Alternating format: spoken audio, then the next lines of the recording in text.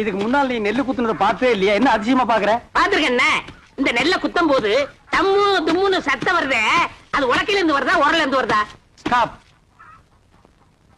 என் முகத்தை பார்த்து one more repeat. நெல்ல குத்தும் போது தம்மு தும்முன்னு சத்தம் வருதே, அது உலக்கையில இருந்து வருதா உரல்ல இருந்து வருதா?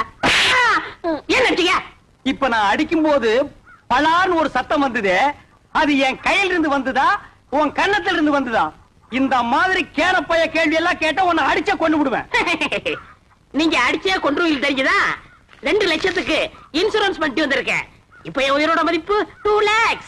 2 lakhs? எஸ். ஸ்டார்ட். கம்.